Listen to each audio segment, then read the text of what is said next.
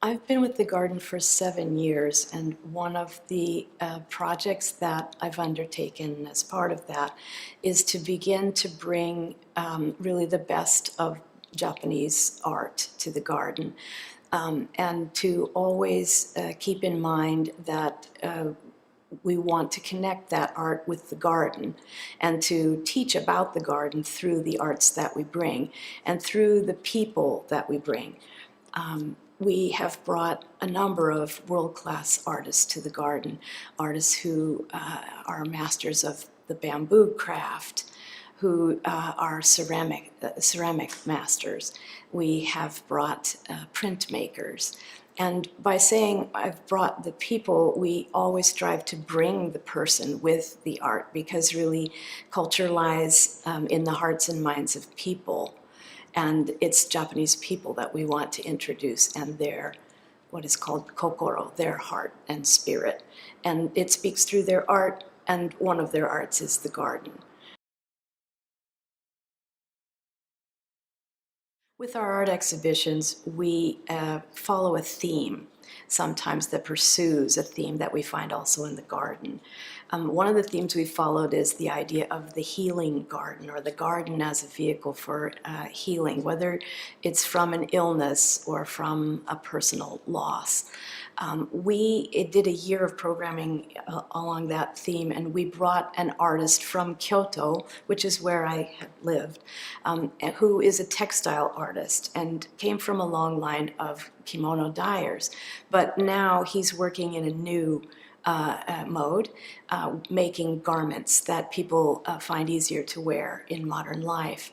He brought beautiful scarves to us and coats that were dyed, but beyond that, he brought something to us that he had done with his art form that really spoke to this idea of healing.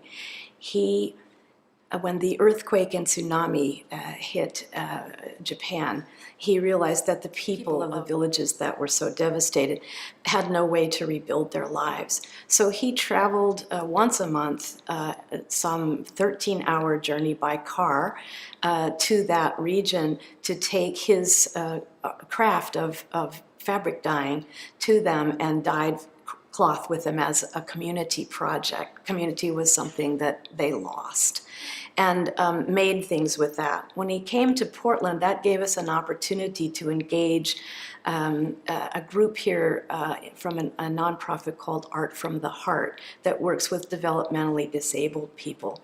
Out in our open space at the garden, we engaged a number of the people who were from Art from the Heart in working with him. He didn't speak a word of English. It was fine. He communicated from the heart to the heart, and they dyed a piece of cloth together that was then taken back and given as a gift to the people of Tohoku through him. So not only do we try to show art as objects, but we try to show art as a bridge between cultures.